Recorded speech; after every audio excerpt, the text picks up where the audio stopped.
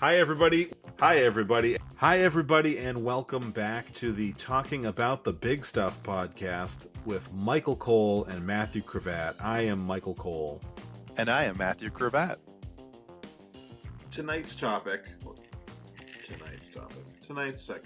but Depending on when you watch this. for listeners, for people who are not streaming with us consecutively, tonight we will be talking about the economy.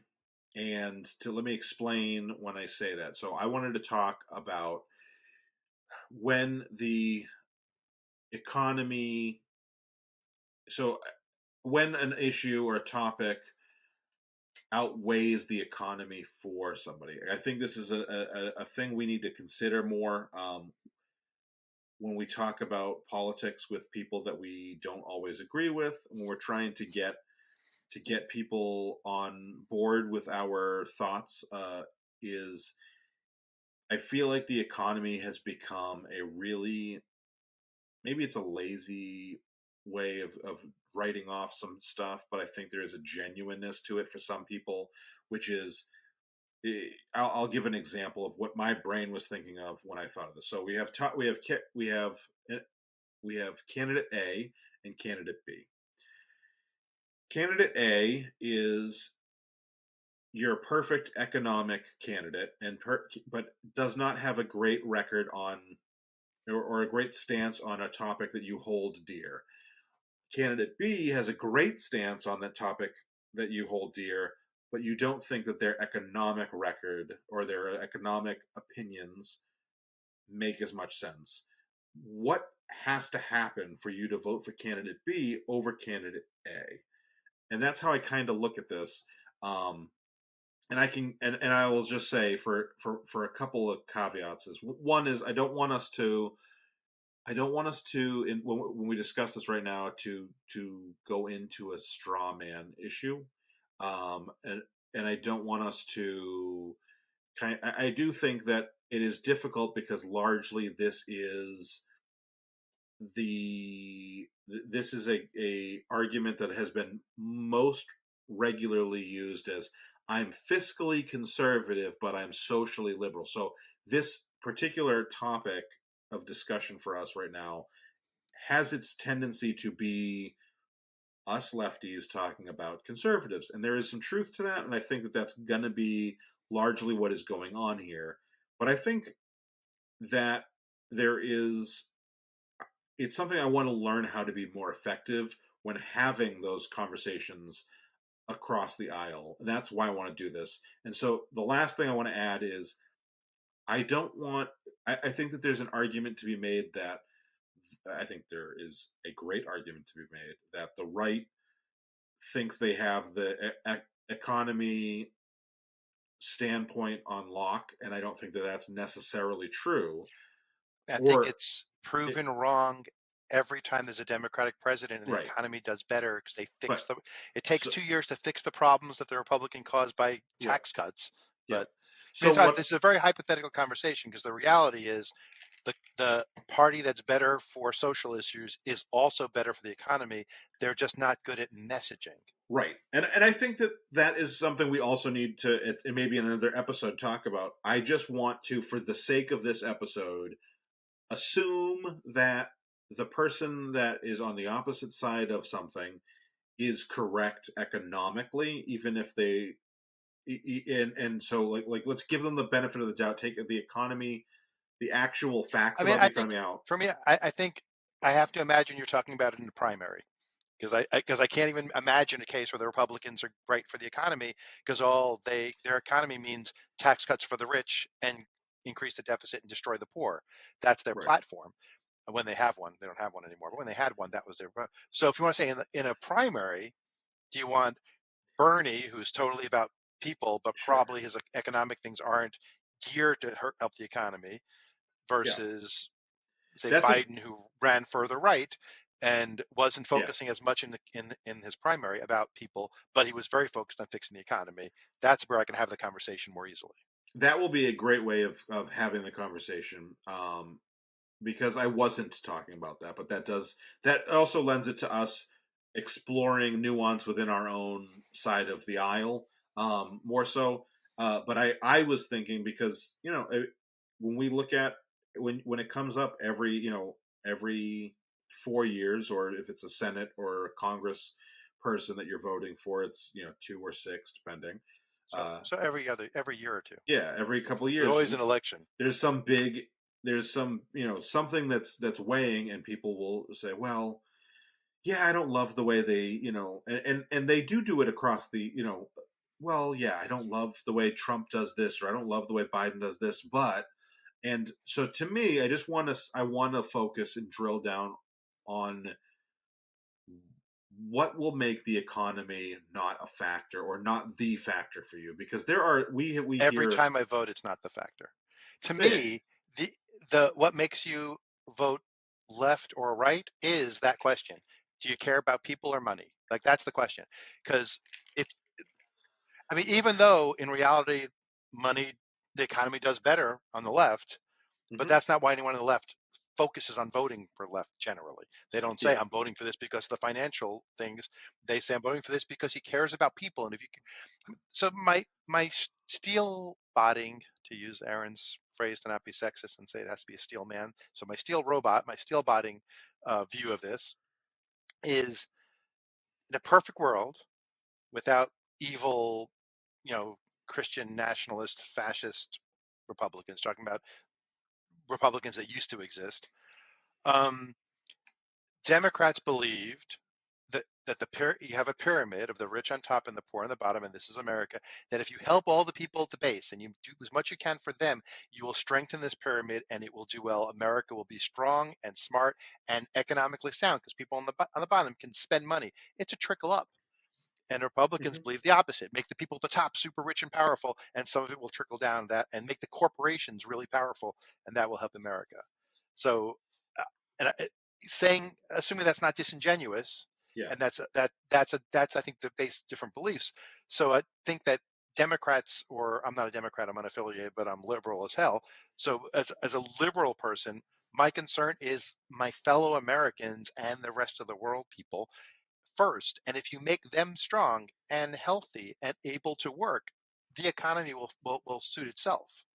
right, Versus saying if you make the economy strong, people will be able to have jobs and some of them will get out of poverty. okay, That, and I'm biased, but that seems to be when I have a conversation what it always comes down to. We need to make businesses strong versus we need to make people healthy and educated and strong. yeah, okay.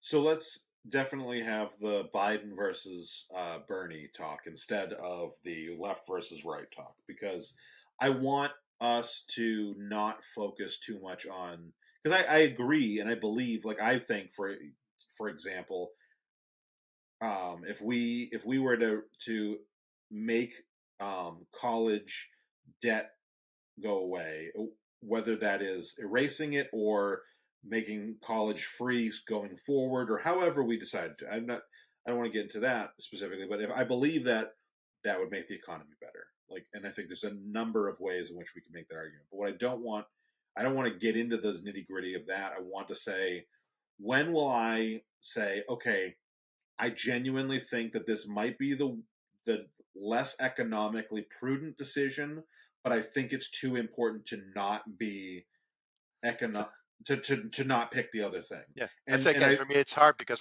economy is my last thing on my list. Treating yeah, people like humans is the first thing on my list, and I eh, think that fixes the economy. I think if people are healthy and employed and housed, the economy does better. I mean, that's just logic. I agree. I agree. So I don't I see it as I don't see it as a split. But if you're talking about where they focus their messaging, I'm probably going to still side with the people who are focused on people, not focused on money. Sure. So like it's never like it's for me. It's hard to say when does it switch for me because it doesn't switch. I started on that side. The economy is not my guiding factor. Sure. I am probably pretty close to you on that. But I look at certain issues, and I really want, the reason I wanted to do this is I want to learn how to, for somebody who doesn't think that way, I want to learn how to communicate, and in a way that is not To quote the great condescending. Eli Bosnick, I don't know how to teach people empathy. True. But self-preservation to some extent, I think, is I'll use climate change. Climate change to me is the example of you should not fucking need empathy to be able to vote correctly on climate change. A sociopath should be able to vote correctly on climate change because it's you know what I mean. Like I think climate change in that way is the perfect issue to do this. But and obviously there's misinformation. We get two things. One is you get climate change denial, but then what you also get is this it's this nefarious thing where it's not 100% untrue, but they take something and blow. So oh, uh, gas gas powered cars are a problem, but lithium mining is a problem. And so, is that even a solution? And it's like, well, it's not the solution, but it might be the step in. Right, But it's all arrows in the quiver. Like you need to right. do all the And, things. well, and also that's partly because people don't understand the difference between pollution and climate change, and because you can do something that's bad, like litter. Litter doesn't really create climate change. For example, litter just is pollution. Like if I throw a wrapper in the side of the street, it's not necessarily going to be a problem in the bigger And scale. I'm really against companies like McDonald's that encourage littering. I think that's horrible. Does McDonald's? Yeah, like on all their cups. I mean, I haven't been there in years, so maybe they don't say anymore. But they always just say put litter in its place on the bottom of the cups. And definitionally, if it's not on the floor, it's not litter. If you put the cup in the trash, it's trash. It's Okay. only litter if you throw it on the floor. So when they say put litter in its place, they're telling you to put it on the floor. That's the place for litter, or it wouldn't be litter. And I think that's very irresponsible. You are my favorite. Just like, Pedant. yeah. Oh God. You okay? Yeah. You are my favorite pedantic fool. You are. So, I I enjoy don't know. you. I don't know if you're in producer mode or if people can hear you or not. But oh, they can hear him. Oh, they heap can the hear me. praise on me. Okay. Yeah. You are my favorite pedantic fool, and I love it. Seriously. Like you I thought was of this sitting. and couldn't wait to I was talk sitting about it. Like this in a is Matthew. in a McDonald's parking lot in Annapolis, Maryland. I was driving a fraternity brother home. We were like waiting in the parking lot for his mom to come pick him up from my car, and I would continue driving up to New York. And I was looking at my cup as we were eating McDonald's in the parking lot, and I was like, "Wait a second, put litter in its place." So yeah, since like 1988, that's been my, that's my cause. My family wants to stop gun violence, and my family all marched for pro-choice this past weekend, and I want to stop McDonald's from telling children to litter. Great. But my point, getting back to litter and then to lithium mining, is that yeah, lithium mining is not great for human rights, probably for the environment overall. But lithium mining is not. Is it having the same carbon footprint? And that I don't know. But like what I'm saying is, we get fed. There is a constant It's machine kind of of like using gas is like saying I'm going to starve to death because eating McDonald's is bad for the environment a little bit. It's the McDonald's is the lithium. It's like the immediate problem is all the gas we're burning. That's right, that's the immediate problem. right. Lithium is not a long-term solution, but it's a next step in solving Yeah. that one piece of problem, that one little piece of it, as we Mhm. work towards better solutions. Exactly, and so that's where I think we get into a lot of like, well, it's not, people will be able to write off that issue, but otherwise, if we could get everyone to agree, climate change is real, climate change needs to be dealt with, and then say, okay, let's deal with this. I still think you would get a decent amount of people, maybe not a winning amount election wise. I really would fucking hope not, but I have no faith anymore in humanity as a whole. uh, I think that you would get a lot of people that would say, yeah, but but like the economy, and partly that comes down to the economy comes down to personal, and it's like, well, I don't want to lose my job, I don't want to have these problems for myself, I don't want my retirement or Yeah, whatever. I mean, the horse and carriage industry is going to be damaged so badly if we let these Yeah. automobiles get on the road. But I think that there is a lot of the economy stuff that is that personal thing, but there is a short-sightedness. Like I often think when you look at climate change, yeah, we could have a great economy, but live in Mad Max. And I think that that's what people don't seem to realize that we could be heading towards if we just keep building the. I mean, I don't think I that's mean, and true. it goes back to politics because it's not true that the economy is hurt by like the Green New Deal or looking for solutions to climate change problems. Businesses are making lots of money and Yeah, economies are thriving in that. I mean, look at Elon Musk. He makes a lot of money from that Tesla company. He's not yeah. hurting, you know? No, I think that's I absolutely mean, I true. recommend people listen to. I'm going to plug a competitor podcast. I'm going to plug another podcast. I recommend people go to theclimatechampions.com or look on your podcast player of choice for the Climate Champions podcast. It's a brilliant podcast about climate change, but it's about the champions, not about the science. So it's interviews with occasionally politicians, and mostly like CEOs and tech guys and tech gals who are finding solutions, so new batteries, new energy storage, new power grids, new, all these different technologies, all these businesses, these startups, these established companies that are doing the good work that's out there, and that are showing that it is an economic boom if we don't fight against it for some reason.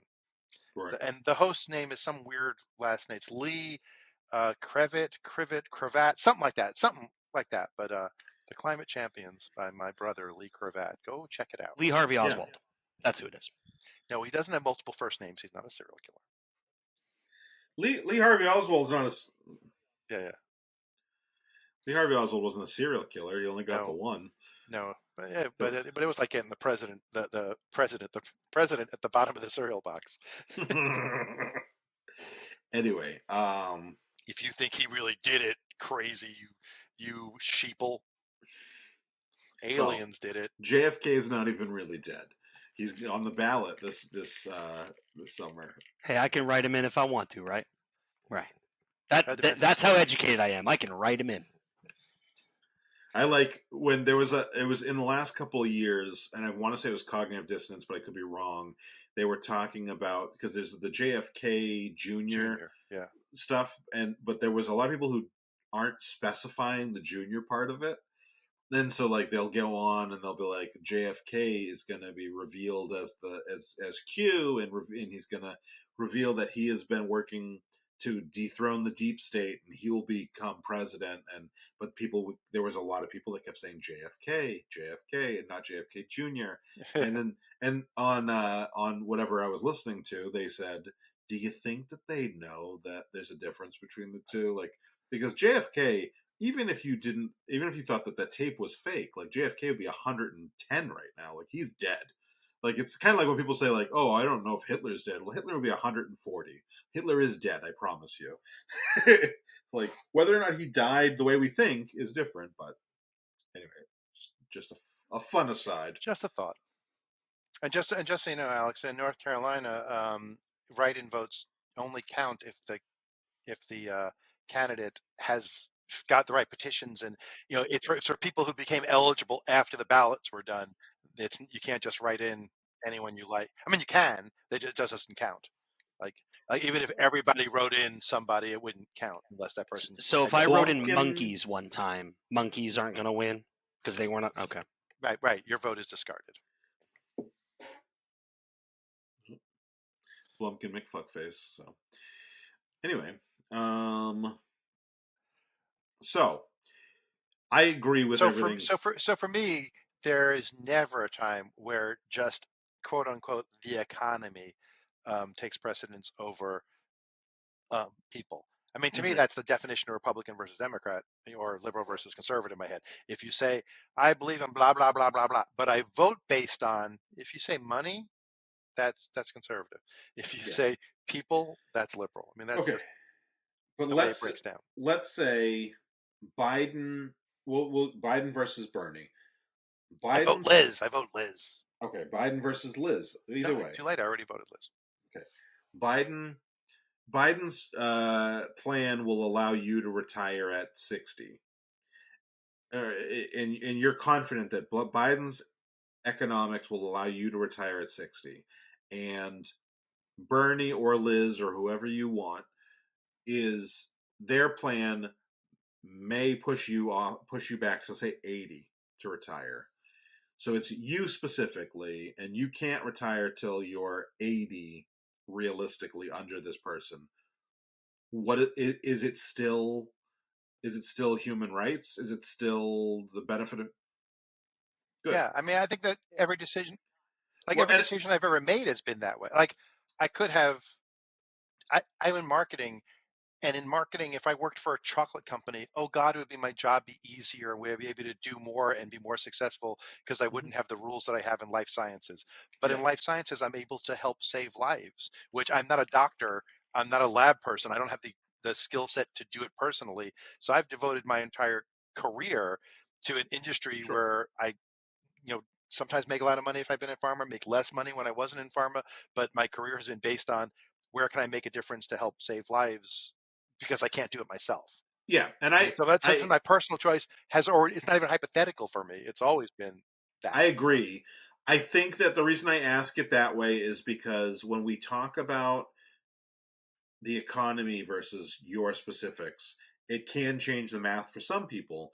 And then I think there are times when someone I'll give the example of people in my family. I won't name any specific person, but I can think of one or two people in my family who are very much do the right thing kind of people and will not, if they could make money doing something that would fuck over somebody else, would not do it, like personally, like, like, and but at the same time, they are almost the opposite, whereas the economy becomes so nebulous that they're like, well, I would rather the economy be good, even if I'm not dealing drugs or bank robberies or muggings or like Yeah. things that like I mean, I it want to, becomes I the want to be opposite. successful fiscally for myself and for my family, but not at the expense of other people. No,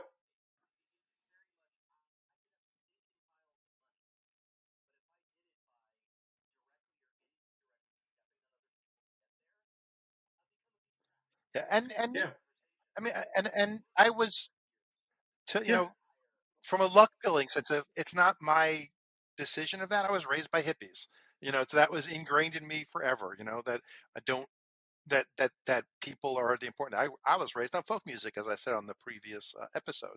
So I mean, the fact that money is secondary has, like, it's been nice that I have the privilege of having my father have gotten lucky when we had no money when I was young, and then he borrowed money from a family member to buy into a business that was successful enough. And then my mother got a job for the state, and she was smart enough that she moved up to management and made good money and good retirement money. So I was just in a privileged position where I was able to be supported by them until I got lucky enough to fall into a career where I made enough money to support my family. But it's about people more than i it's money. I agree wholeheartedly. I just Except you. I mean, I don't care about you, but I like Logan and Sarah. So anyway anyway, it's been a while. so anyway, we haven't had one of those in a little while. Yeah, yeah, I just kind of think that, like, I agree with everything you're saying. I'm As just well, you should. but I yeah, I I know that there's three or four different mindsets on this. With the there, like, I think there are people who will do the right thing on a one-on-one basis, but won't on the, I think there's, let's take it to the Chick-fil-A situation for a second. There's lots of people who I think would never do anything out, they would never personally harm a gay person, but they don't see I the mean, difference. I might wreck one.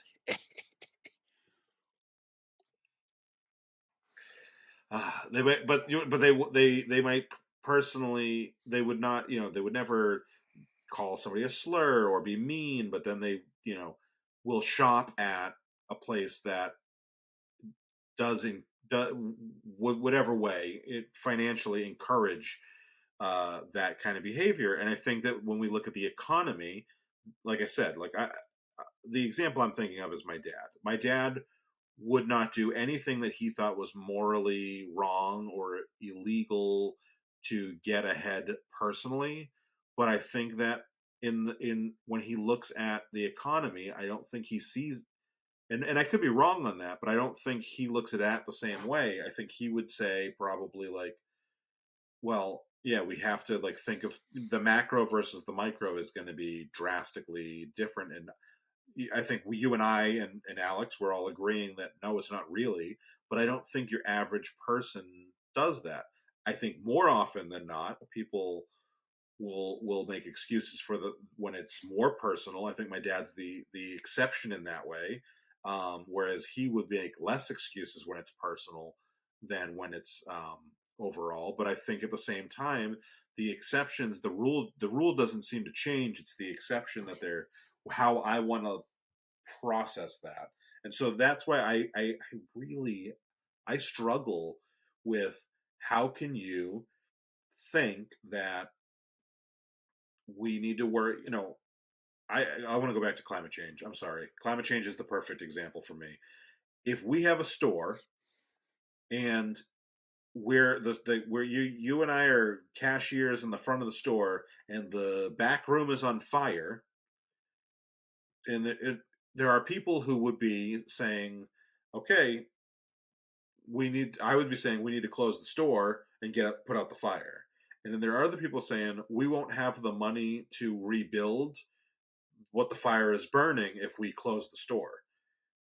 And I just look at it and I'm like, if the whole fucking store burns down while we're doing that, well, what good is the money? But it won't burn till the next shift. Yeah, If I finish my shift, I get paid, sure. which is the climate change thing. And, I'm and then old and I'll there's be dead before the earth is destroyed.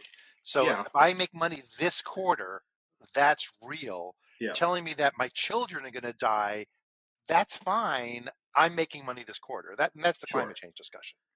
And the billionaires are like, we'll just get another fucking store. Right. And we're like, no, I'll there's just no. move Lex Luthor and Superman.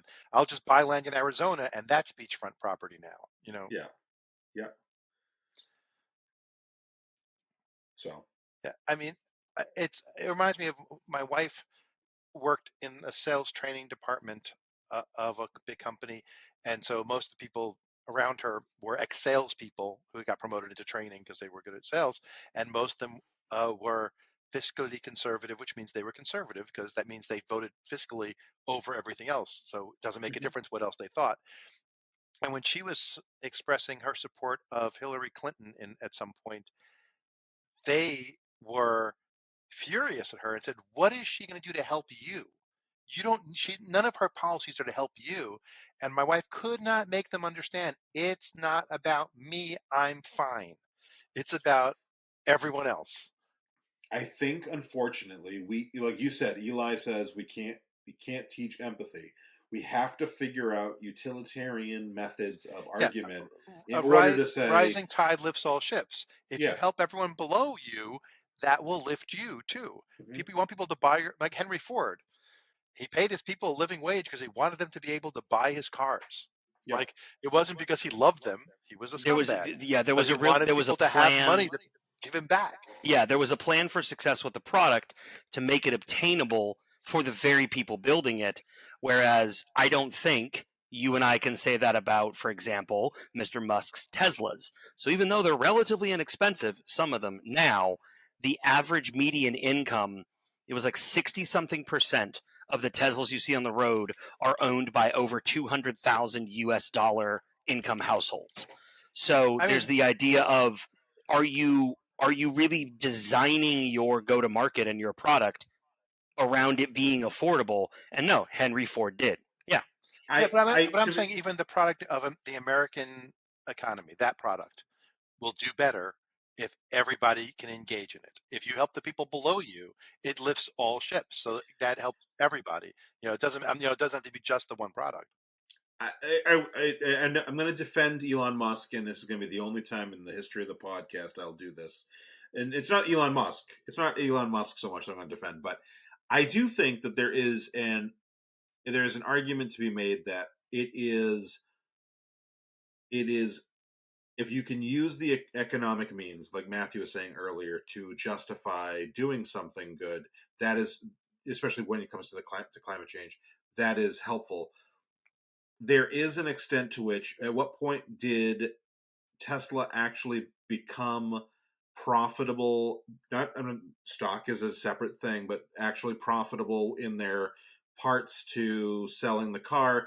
And sometimes that process can take a little while, and I understand that. So selling Teslas at you said over $200,000. I think that is a normal thing, that new products sell to rich people first, and then then there's enough research, and then the product, the manufacturing process, and everything else becomes streamlined enough that you can lower to the other people. So I think there is an argument to be made there. I mean, it's helpful to own a house if you want an electric car, unless there's a charging station right near you. It's nice to have, like my son lives in an apartment and he has a Tesla, but he has to go drive to a place where he can charge. Yeah, like a because he Target can't or charge something. at That's home. where I see a lot of them. Yeah. Tesla did not become profitable until 2020. That's when they first showed a profit, not stock involved. So just Was the that goods. was that from sales or from other stuff? I know they sell a lot of carbon. Yeah, so they had a net things, income of 862 that year, and this is just Tesla Automotive. This is not. I didn't factor in any of the other products or services that they offer. So it took a while to become profitable. Seriously. So anyway, I mean, look, how long did it take them to get there? How many other American car companies are there that are that profitable, that hire that many super technically talented individuals? Not many. Right. And that's my point, is that I just think we need to not Elon, but in general, we need to give some time for that process to work itself out. And I think that they're doing it within what I consider a reasonable time frame. It would have been nice if they could have started 30 to 40 years earlier, but the time frame, we had electric cars back then. They were squashed. They were squashed by the gas industry. Right. But my point being that, but Alex, you can clip me saying I'm going to defend Elon Musk, and we'll just put that clip out there, and all the Elon Musk fanboys will come to our podcast, and they'll be like, I don't want the economy to be hurt. I don't give a shit about gay people or black people, but the economy. That's my If we could find a clip of him saying forever or always or anything like that to put after I will defend Elon Musk, that would be perfect. Just get the audio. Yeah, I was thinking we just grabbed the audio when he told Disney to fuck off. That was such mask off for him. Speaking of economy, that was very mask off for the guy who bought a failing company. It's still failing, one of the largest social media platforms as far as user base, and is now in the situation where his regime isn't turning a profit because his social media platform's number one sale is of advertising. So if you're advertiser not friendly, you're sure not going to sell any advertising. So him being a spoiled brat child, fuck you, Disney. Come on. So that's a great actual point for the conversation topic of, because he focused on economy and how he wanted to make money with the platform, and at the expense of people, like he let the powerful people back in, the end result is bad economy. He lost money because he focused on, because in his mind, he goes, I'm going to focus on the money stuff. I'm going to get advertising. I'm going to charge people for a blue check. What can I do to make money? And as part of that, more people on the platform, letting racists back on. And that ended up biting him in the ass, because the truth is, being a good person makes you more money. Being woke makes you more money in the long run than being progressive. No. Go woke, go broke. It rhymes, therefore it must be true. Go woke or be broke. Go woke or be broke. I prefer to rhyme on Trump and dump rhyme. What are we saying? Agreed. And it's true. Trump smells like a dump. Trump always smells like a dump. Ask anyone who stood next to him. Yeah, no, I can actually confirm. Personally. Yeah, there you go. In rhymes, it's true. Anyway. Does anybody get another angle to go at this topic from? Because no. Okay, so from the economics of scale, because I actually like what Matthew brought up, saying age has a large part of it. So him saying, well, take out the age part of, a lot of conservatives tend to be older, a lot of liberals tend to be our age, I'm 40. And then young folks are like a new swing of conservatism, right? So I feel that those individuals, because you can't teach empathy, as Matthew also said, you end up in this situation that you can't tell people who are our parents' age, oh, if you don't take care of the only earth you've got, you're not going to enjoy it for the time that you're alive. Well, yeah, but my silly little kids who are just these liberal fools, let them deal with it. And then I thought, okay, so this is something that I had never really done the research on, and I am a research person. My parents, one was dirt poor, one was silver spoon. And even my mother, who was the poor one, her pay rate for her first job being an orderly at a convalescent home in Brooklyn and then in Connecticut, she made more based on just for inflation than I did in my first job. Mhm. But my mother had never come to me now that I'm an adult and said, "Oh, well, you just need to pull yourself up by your bootstraps." And she is not the conservative. She is not the conservative. She is a liberal of my parents. My father, who is a dyed-in-the-wool, on-fire, racist conservative, said, "Oh, you just need to work harder. It'll work for you." Well, he's in his 70s. So the idea that, Matthew, you pointed out, well, if you even took the age factor out, they're just being so selfish and lacking empathy for their common man that they're in a situation where, oh, well, I'm not here to enjoy it for much longer, so what the hell does it matter?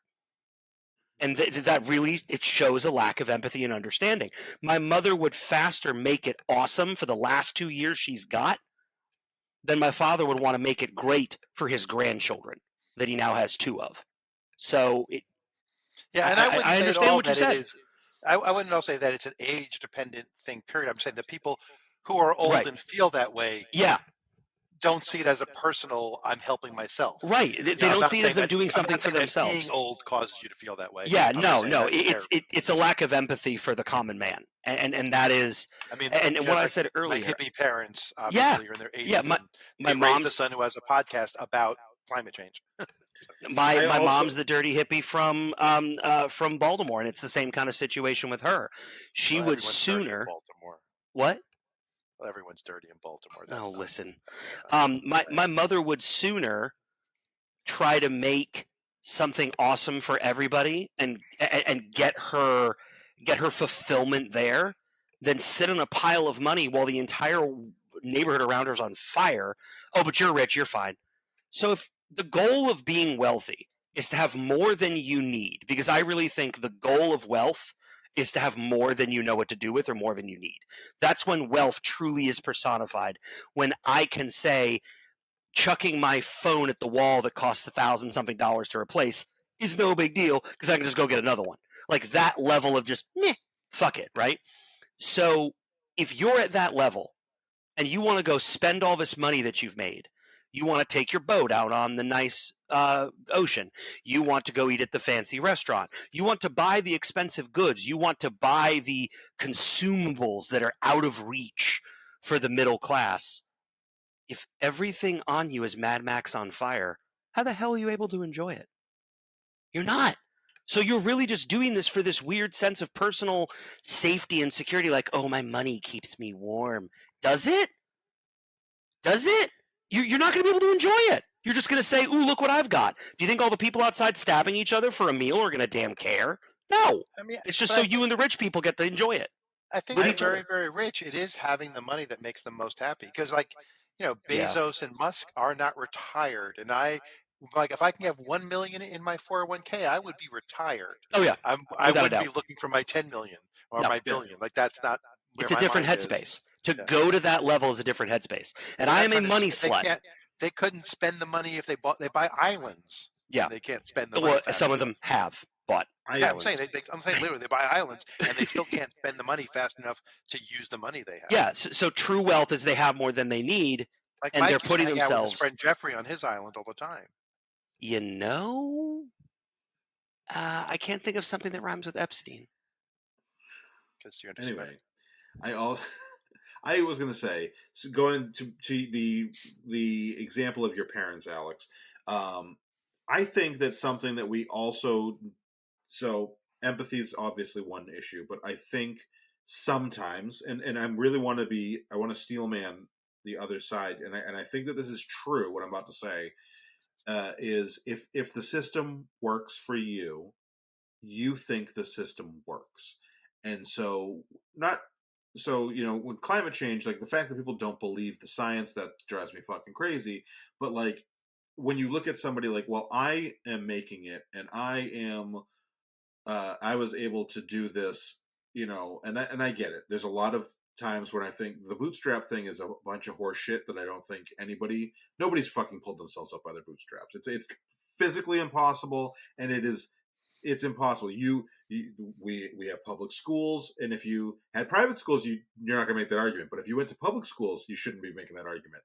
If you got to your job on public roads, if you did, anything, there's a whole bunch of things there that would make that argument. However, the police who protect you, the fire department who protects yeah, you. Yeah, and how yeah, do you think those are but funded? Hopes and but dreams? but I Like, think Thoughts but are I correct. think when you look at, like, so I look at the way that some of my older family members look at college, for example. You go to college, you get a degree, you go get a job. Like you said, Alex, your mom was making more money in New York in whatever 1980 or whatever year you yeah, she said. was making more in her first job than I was in my first. Right. Yep. So like my dad was able to buy a house at 19 years old, driving a Coke truck. But my dad is also very much aware that is just that was the economy being different, but there's a There's lot of Massachusetts who people. wants to live there. Yeah, there's a lot. Not me. There's a lot of people in my family who are older, who thrived. They've thrived by doing the things you're supposed to do. They followed the plan. The plan worked for them, so the plan must work. They don't see that the plan, college is not what it used to be in a lot of different ways. And I think there's a benefit to college, but there's also college is a much more intricate decision than it used to be. There's just so many more things there.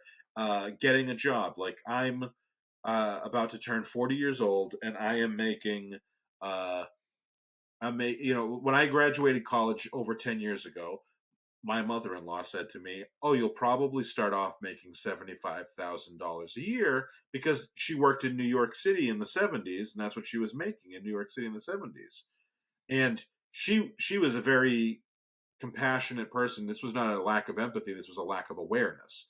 Um, and I said, "Oh, I don't think that's true." And I'm 40 years old, and I will let everybody on the podcast know once I make $75,000 a year. I suspect I'm going to be a little closer to Matthew's age than Alex's age by the time I'm making $75,000 a year, and that's fine. Like, that's not like that big of a deal. But my point being, as the system changes, if you were able to, it's privilege. It's just another way of saying privilege. But ultimately, if the system works for you, you think the system works.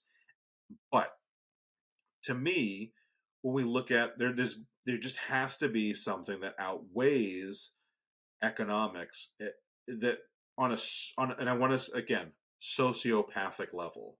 That's where I want us to focus on. So I didn't get any. I posted a reel, and I posted a reel, and I posted a question on TikTok and Instagram in the last couple days, trying to get people's opinions and feedback, and I only had one person respond.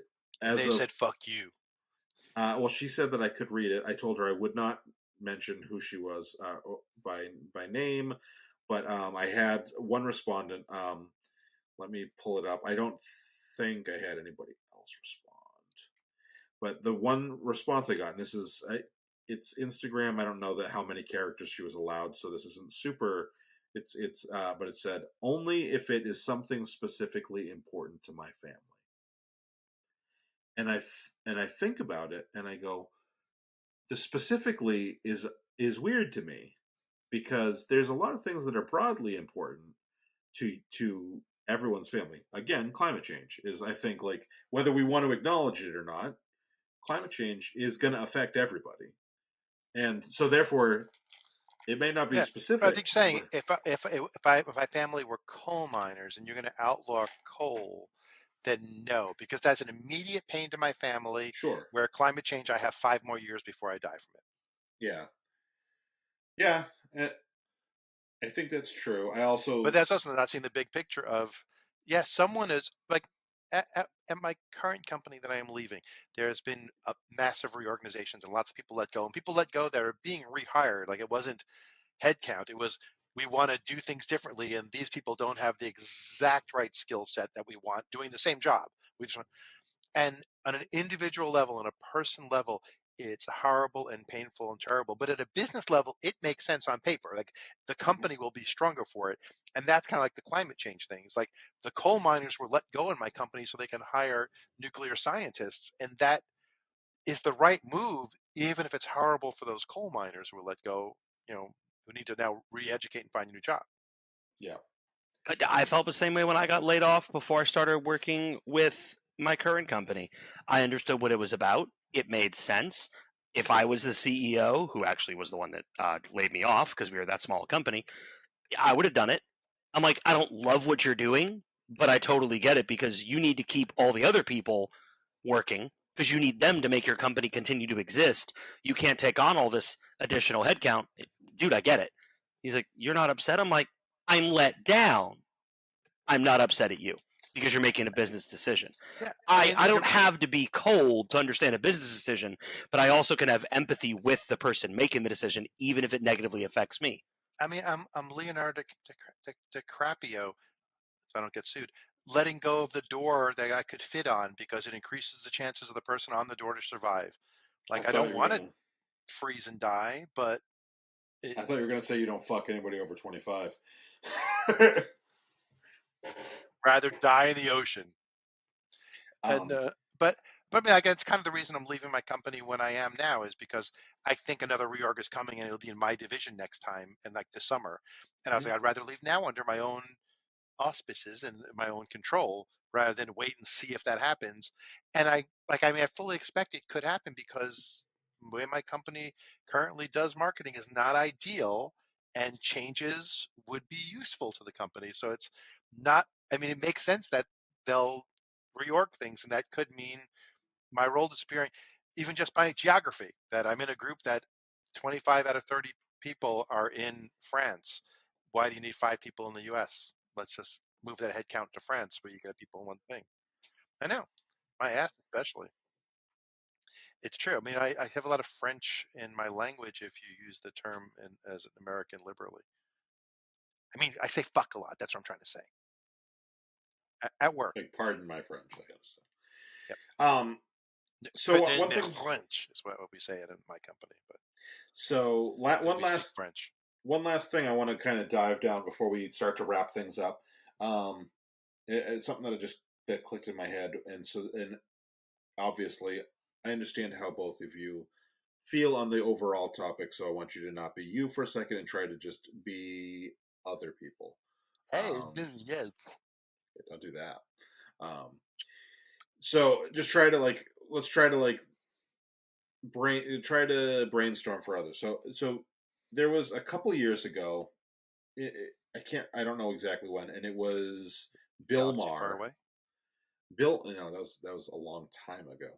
Um, Bill Maher mentioned that, and he was using, I believe he was using trans people as the example, but he said that we're fucking shit up for like such a tiny minority, and we're gonna lose things based on a tiny minority. And he is very much like, yeah, but like pot needs to be legalized because that's my thing, but I'm not a trans person.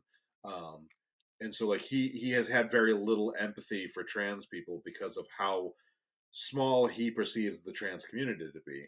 And I wonder when scale comes into effect for people too, like, and scale and maybe immediacy. So like, if for example, like, let's say, we've had there was the stories about people in the my immigrants in Georgia being locked up and given hysterectomies.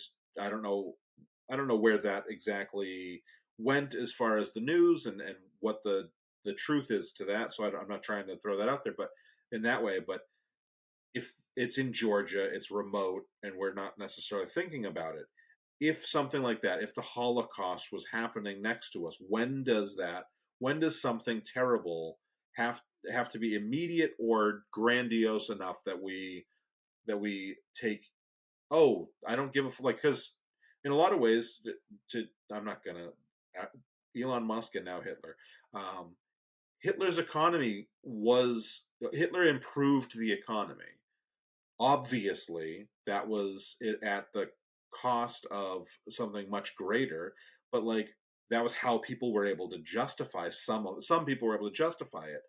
There's that, and then there's the like, I'm not seeing it. It's on the other side of the fence. It's on the other side of the whatever it is, and and obviously I don't think we're really that close. I'm not trying to compare, but I'm saying when do we get to that point in the line where we go, the economy is worth this horrific, terrible, evil thing that we will hopefully never as a society and species forget, the Holocaust.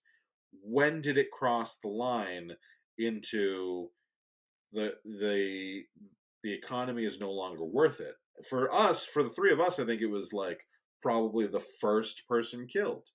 But like for a lot of people, it might be the third millionth. So, and just since everyone knows we say the word atheism a lot here, I differentiate between Jewish and Judaism. So while Yeah. I don't practice Judaism, I am Jewish. So I saw this reimagining of a poem the other day, and you might recognize the original poem, but this is the new version. First, they came for the socialist, and of course, I spoke the fuck out because I'm a Jew and I know the rest of the poem. Yeah. I and that's how I've always felt. And I feel like, I mean, I will like, I think I said a You felt couple. like a Jew? Yeah, You probably did. That's okay. Go ahead. I have felt like a Jew before. Yeah. I was, ridiculed for my Jewish heritage before. But I I'm have felt sorry. I said I'm sorry. Goddamn Jews. So self-hating damn Jew. sensitive. Um, I just I was gonna say is I think that there are moments when I'm certainly a coward, but I don't know that I don't know that I would have the braveness, the courage. That's what most people would say, courage, not braveness. Um, Courage. I don't know if I would have the courage if someone was holding up a bunch of us and saying like, who here is other, um, who here, I would like to think that I would stand up for the person. I don't know that at gunpoint I would, but when it comes to voting and economic, spending my money, I try really hard to not write off any lives, and but I at the same time know that there is a long line of people who would say, yeah, well, I'm gonna vote for this person despite the fact that gay rights will get rolled back, or potentially like anti-miscegenation laws will get rolled back, and or Yeah. I mean, I think it's for me more of not. It's not an issue with economy because economy would never be those. Right? right, It's more what happens when you have multiple issues that are people issues that people sure, differ on. That's where you have to make decisions on, um, you know, someone's stance on what's going on in the Middle East right now, but everything else they do is really good.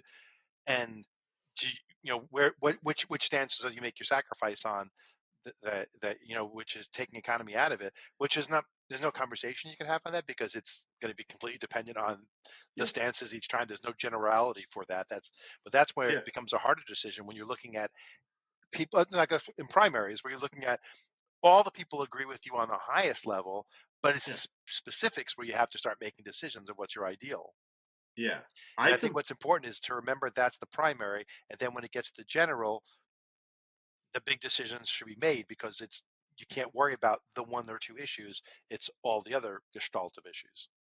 Yes, I completely agree. I there is, so and that's because that's like saying like, if you said I like pizza and said I like egg rolls, and we were like, okay, well today we'll get pizza and tomorrow we'll get egg rolls, and then Alex is like, I like eating shit, and I was like, no, I And don't want to Alex, eat shit. I don't want to eat shit. That sounds terrible. And like you and I are talking the same conversation, and Alex is talking about a totally different thing.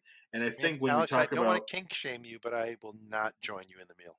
But I think when you're trying to talk about balancing the nuances of the Middle East conflict, the Ukraine conflict, the gay rights all over the world, and how we interact with countries that are denying those, and religious freedom, and all those things, that is the food that you might like pizza and I might like egg rolls. But then there's Alex being like the economy, which is I like eating shit, and so like it's like, yeah, I understand. Yeah. Everyone is affected by money. We all need money. I'm not We all shit. completely naive to that fact, but at the same time, it cannot be the end all be all, and that's where I kind of that's why I wanted to discuss this. So your initial question was, when does that person flip? Mhm. So all of this thing is going on, and when do they flip? And I think it goes back to personal experience and empathy. So you all can slay me if you wish, I was a registered Republican for most of my voting life. And that's because my father was. My mother was not vocal. In fact, she had to lie to my father about how she voted her entire marriage. And I never had any other frame of reference. My wealthy father from his wealthy family, who married a poor farm girl, literally, colored my entire perception. And it wasn't until I thought, wait a second, I don't really hate any of these people. I don't really feel this way. I don't. Oh. So I had a political coming out of the closet when I realized that I never thought any of that, but it was my only frame of reference. So I think folks flip when it hits too close to home. Yeah. So, for example, if either of you who both have children were voting against that child's better lifestyle or judgment, a trans issue is a perfect one, and one of you had a trans child, that may be the time you flip. So if you were voting for more conservative or reductionist measures, but then one of your children was like, "Yeah, I'm trans," I've even seen hardcore conservatives go, "You know what? Dick Cheney Now it's supports different." gay rights because his daughter's Exactly. a lesbian. There's a perfect example. But it's always got to be it hit someone in my family before I understood it. And even Yeah, then, it doesn't it really always. is. Clearly, Well, doesn't always hit. They kick people out of their families. there's that too. But Well, the only time they do change on a social issue, it's when it's a personal social issue. That's you the only know time what? there's even a chance. You know what you just said? What you just said adds some layer of complexity, because sometimes they'll ostracize that individual.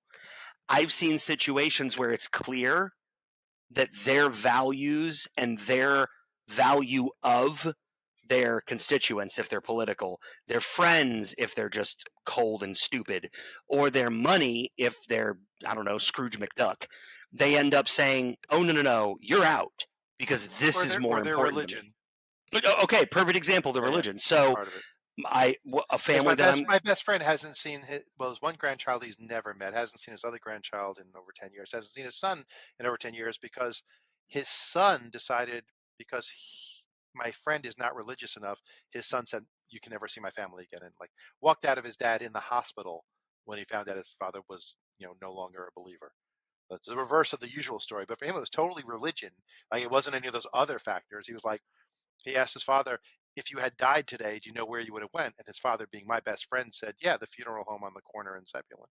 And he was like, "No, Dad, you know what I mean?" And he said, "Well, son, we don't talk about this with you because we know your religion's important to you, but your mother and I are not believers anymore."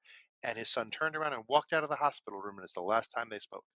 So he values He valued his his religion and his deity, or his perceived afterlife, and could not bear to associate with his own blood. Now, I talked to my wife a lot about this on the way back from Disney, where I just returned from last week. And my take is, I don't care who you are. If you do not show me respect, I don't show it back. Family gets no extra chances, and friends don't get more leniency. Like, it does not matter who you are. So in a lot of situations, the fact that my father, who I choose to not speak to anymore, he may be trying his hardest to be a new man. I'll never know, and I don't care. That hurts a little to say still, but in your situation, Matthew, that son said, "Dad, you're dead to me," and just out. Yeah. So in a lot of situations, until it hits too close to home, until it actually affects you and your loved ones or the people you care about, Mike, that's when people will flip. And it affects me because I have standing orders that if his son shows up at his funeral, I need to kick his ass and drag him out of there. Even at that point, he's like, I don't forgive him for what he's done to my right. and what and you know what, this is another poignant or a poignant statement, is that that's why caring for others and caring for the community and caring for humanity is really where the key differentiator is. Because if you're going to be staunch and stand with these beliefs, but then as soon as it gets too close to home, you flip, you never really believed that shit to begin with. You really believed in people. You really believed in the common man. You really believed in people who were not you. Family, friends, coworkers, girlfriends, children, doesn't matter. You really thought that they were the most important thing, because that's what finally made you stop voting the way you did, or finally start donating your time or acting different or not using that word or spending your money differently. If that's all it took to change, what really matters is people, never the money. I get what you're saying, and I was also conservative for most of my... I'm sorry to hear that. We can kick each other's ass. I was conservative probably till like my mid to late 20s. Same. Yeah, it was about that for me. I mean, I voted for Obama, but it was a decision. Like, it wasn't like a default, like in the general.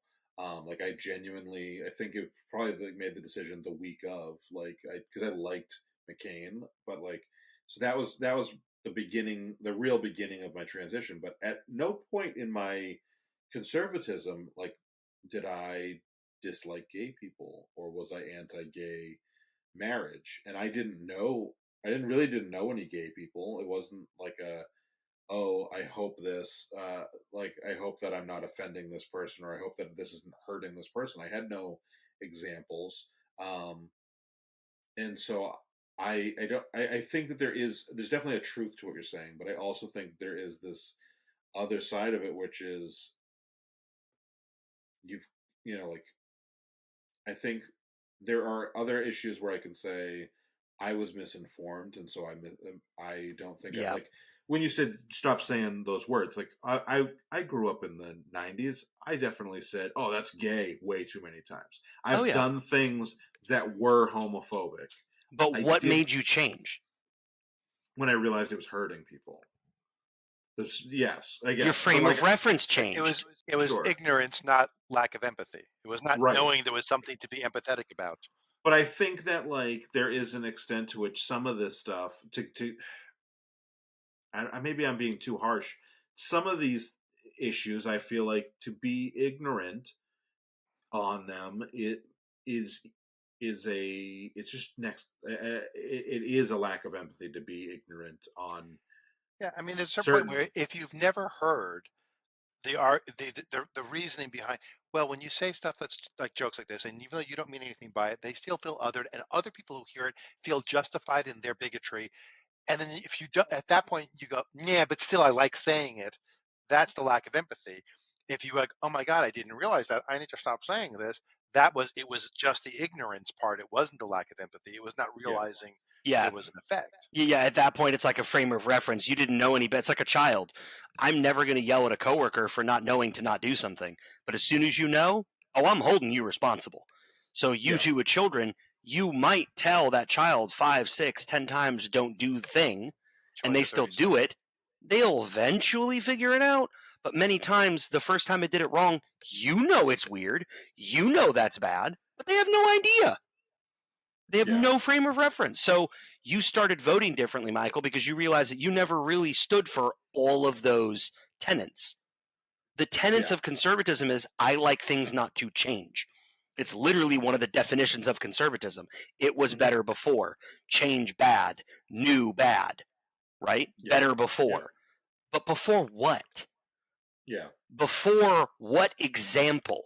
So in a lot of situations, I voted conservative because I thought all these liberals were going to make my kids gay and spend all my money and use taxes to, oh wait, improve schools, make better civic things available, make programs to help the homeless people that I hate because my dad hates them, get people who are emigrating to this country to want to come here to work and be, oh shit, I don't believe in any of that stuff. So it didn't take long, but it's not because you didn't have empathy, it's because you didn't know any different. Okay, that's fair. Do either of you have any last points you want to make? Because I don't know about you, but I'm getting hungry.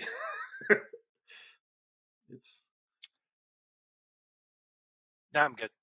No? Okay. I did want to talk to the people for a second who are watching us on YouTube. Huh?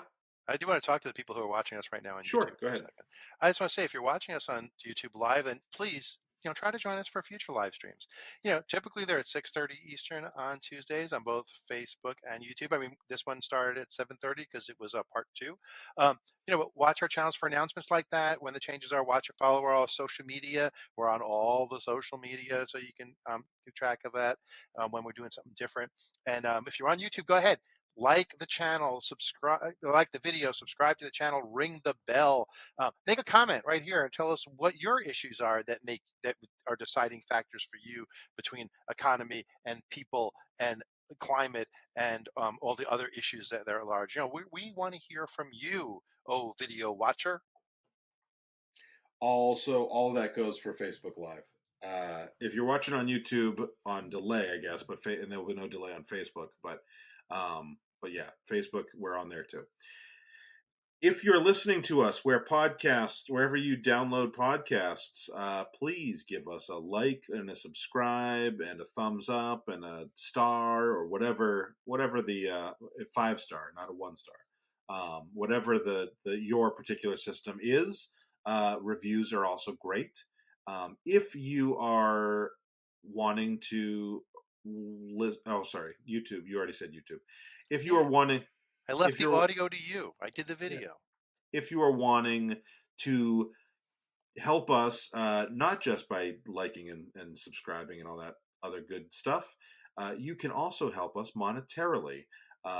2 ways of doing that. One is to go on Apple Podcasts, and for $1 a month, which breaks down to 25 cents an episode or 20 cents an episode on a 5-week month, you will get every episode 4 days early without ads. Or if you don't want to use Apple, you can go to patreon.com/talking about the big stuff. And from there, you can get that same $1 deal. Or you can get a $3 deal where we have extra bonus content, some stuff that we thought might be a little too spicy for the other forums. And then, yeah, like that, like what Matthew was hiding behind his mouth, that is when we get enough subscribers on Patreon, we will unveil that. And then I'm also going to write a song. You've already written a song, and I've cut it out of so many episodes. And if you want even more than that, you can get the $10 feed, which has just a little bit to push you over the edge and to make you what is it, Matthew? What happens when you get pushed over the edge? I have no idea what you're talking about. I'm checking out of this one. Oh, but not even that. You don't get that one. No. You get everything but that. Yeah. You get the anal, you get the oral, you don't get that. Yeah. So I would do anything for $10. I would do anything for $10, but I won't do that. Okay. Anyway, so that's all I've got to say. Matthew, you got anything to wrap us up? I'm doing it a little personal this time. I want to thank everybody for listening to us talking about the big stuff, but especially to my best friend who I referenced in this episode, who I know listens to the episodes on a couple of week delay because he's busy. I love you. I loved you for 20 years. I'll love you for 20 more years, even if you don't talk to that bastard son of yours. The preceding podcast has been a Chocolate Diamond Media LLC production. Copyright 2023, all rights reserved.